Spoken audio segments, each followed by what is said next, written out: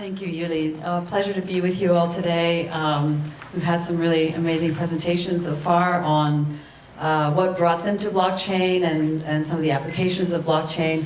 And today I want to spend a little bit of time on, well, just basically that I have a lot of background in terms of being a serial entrepreneur, huge passion for health. My story for health really began when I was a pre-med in college days, and then discovered that the pursuit of medicine really wasn't for me. But I ended up in semiconductors. I worked in the business strategy development area alongside the telecom products division of a chip manufacturer, and led that company into the application into LAN and WAN. It was the era of moving from analog to digital. I ended up getting a certified network engineer and got involved with TCP/IP protocol. And why I'm sharing all of this with you is I feel like it's all kind of culminated in terms of where I am today. In these days, in the last year and a half, I've been focusing on blockchain, been investing in crypto, and what drew me into blockchain really was healthcare. Because what I saw through my experience involved with the digital health ecosystem here in Silicon Valley. I was on the leadership team for a brief while with the Health 2.0 Silicon Valley chapter. And what I was noticing was that a lot of the systemic issues we have today in healthcare are really solvable with the use of blockchain technology. So I'd like to start a little bit. I think, you know, the previous two speakers have given you bits and pieces and insights, very valuable insights into blockchain and what really it is. But I'd like to sort of encapsulate it in terms of 4 pillars. My colleague wrote a paper on this, which I felt was very compelling in terms of very clear representation of the 4 elements that we feel are the most important elements of blockchain technology. So you've heard about the fact that it's a secure system, that it is unchangeable or unalterable. We call it the immutability. So really when you look at the benefits of blockchain, what it offers is ultra security, immutability, it's unchangeable. That can bring some other challenges, and I think our previous speaker touched a little bit upon it in his presentation. The second pillar is decentralization. So if you've heard of something called smart contracts, which really make the processes and the manner in which things are conducted much more transparent, much more efficient, that's an area that's a huge benefit in blockchain. The third pillar is built-in gamification. This is something that I think gets me really excited, particularly in its applications to healthcare. The beginnings of blockchain really have in 2 areas. One is that cryptographers really invented the first techniques, if you will, that are built into the encryption of data and how it is handled and manipulated within blockchain.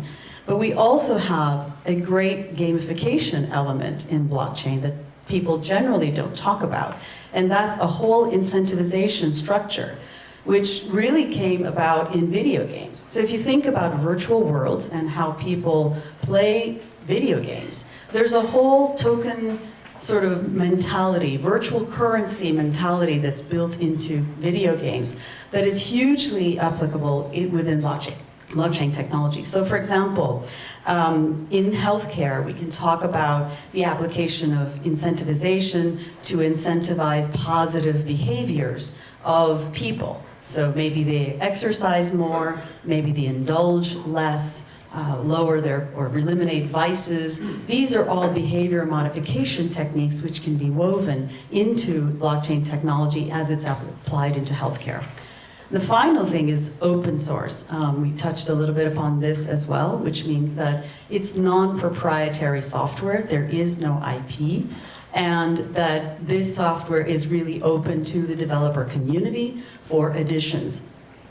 Why we look at these 4 pillars is because when all of these 4 pillars are used in concurrence, we find that there is a significant paradigm shift that can happen with the use of blockchain technology. And really all 4 of them really should be used concurrently in order to call it a true paradigm shift. So not only do we have an ultra secure or immutable store of records. We also have decentralization of transactions. So in healthcare, if you think about decentralization, you might think, well, is that when everything is distributed? Distributed is not the same as decentralized. With distributed, it just means that the data is stored at multiple locations. So if you think about your personal healthcare record and how it resides with every single provider you've ever visited or has had access to your record, that's a distributed sort of expression of information, if you will. But when you look at decentralized, what it means is that the one record really doesn't reside in any one location. All of the distribution that we have of healthcare data is the fact that it resides in multiple locations. However, it is centralized at those locations. The decentralization is a very powerful component, which means that once the record is, in some people use sharding mechanisms, for example, to decentralize the information over multiple locations, it makes it that much harder to get to the entire record. So even if somebody hacked it and got one piece of the record, they're never going to see the entire record. So that's a very powerful component. In healthcare, I think we can talk about the first three pillars, particularly as it applies to healthcare. What I'd like to focus on today is really the combination of blockchain technology with AI and with IoT, and talk about specific use cases in emergency care, virtual clinical trials, and pharma supply chain. So everybody's heard about artificial intelligence, and this is a very hot sector right now. The power of artificial intelligence within healthcare is really quite remarkable. A lot of people might be thinking about the next wave of artificial intelligence in healthcare and thinking, wow, diagnostics. That could revolutionize how doctors interact with their patients.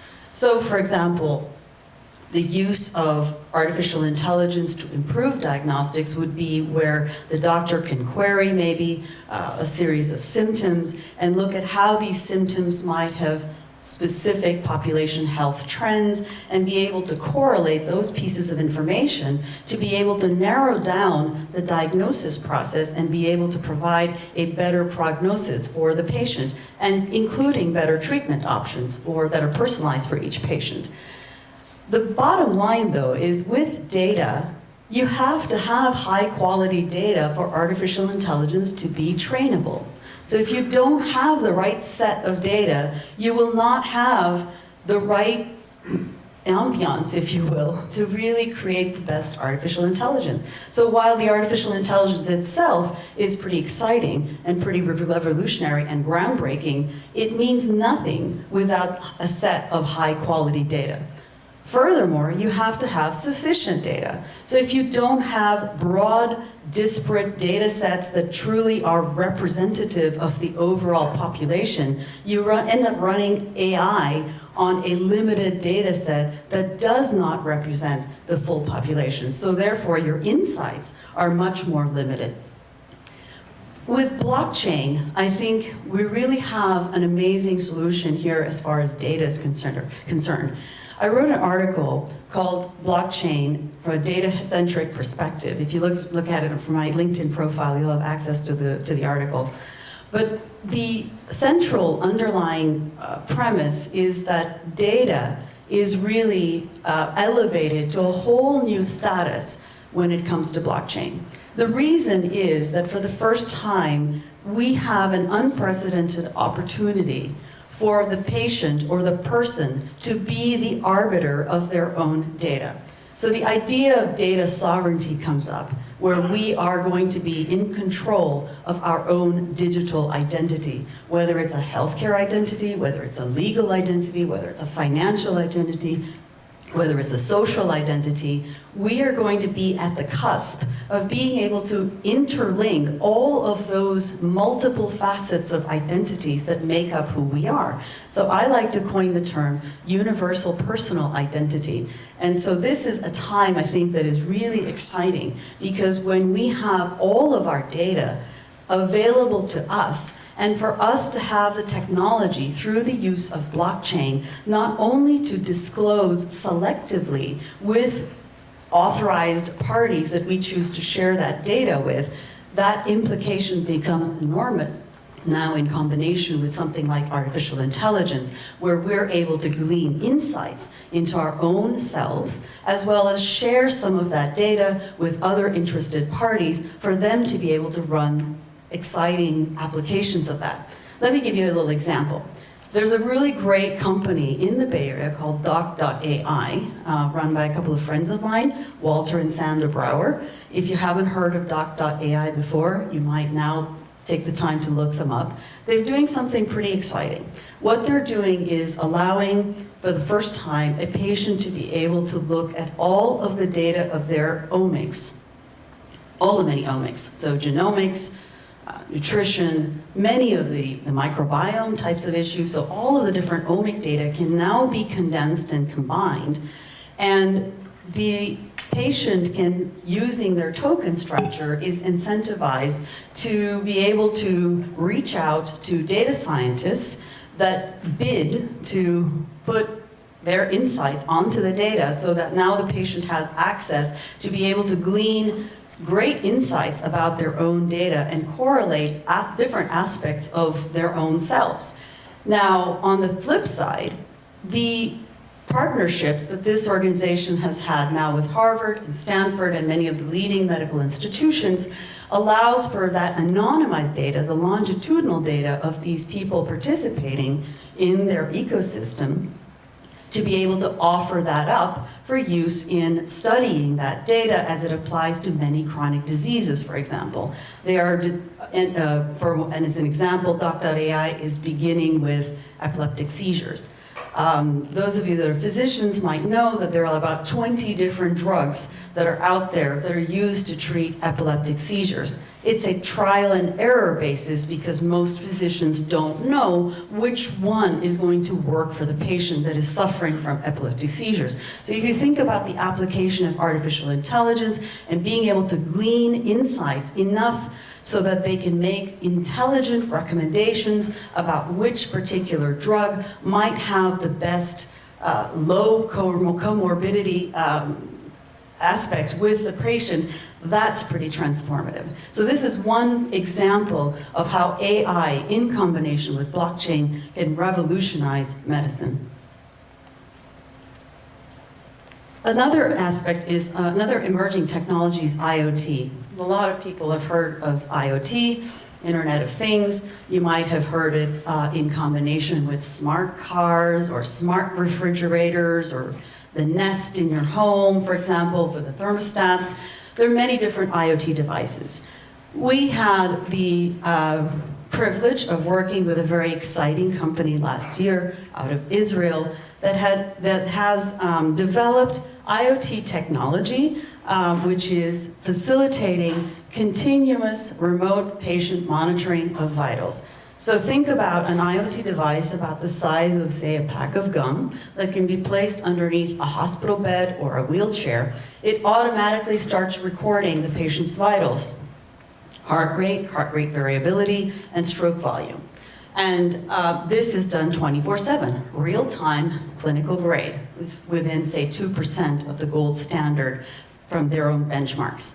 So if you think about how that data of such high quality is now made available to the masses, that's pretty revolutionary. As we all know, the kind of data that is medical grade and continuous in monitoring is right now only available in ICUs. So if you can imagine that quality of data, ICU grade quality data, coming out of an IoT device that can provide insights, real-time measurement of patient vitals 24/7, that's pretty extraordinary. And then if you combine that with AI and machine learning, now you've got insights into that data, being able to predict, for example, the chance of falls, being able to predict strokes, being able to predict epileptic seizures, and a host of other issues that they're able to cure.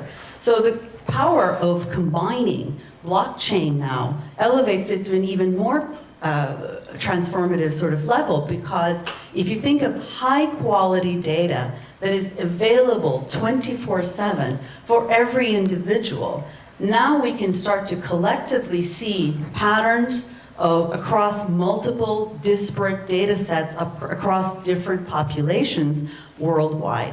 So I think the future of combining blockchain with AI or machine learning and with IoT, it's pretty extraordinary in terms of what the future of medicine can hold. That comes to the last point, which is personalized medicine. We talked a lot about how these emerging technologies, these deep tech in combination with blockchain, can be utilized to improve not only the quality of data that we're measuring, the reach of the data across disparate population segments, and then to be able to combine it all and provide insights at the individualized level to improve the quality of care, healthcare, that a physician can provide a patient. So I'm not sure what your name was, sir, but you were asking how does it apply to a physician? This is exactly how it applies to a physician. So on the one hand, the person has a much more improved delivery of healthcare that they can receive from the physician, but the physician also has a greater tool set which can be utilized to improve the quality of healthcare delivery for each and every patient. So the combination of blockchain with big data, deep tech, and IoT is pretty exciting when you think about what we can do for tomorrow to provide not only aggregate insights, but then also insights at the individualized level to provide personalized medicine at really an unprecedented level. Thank you.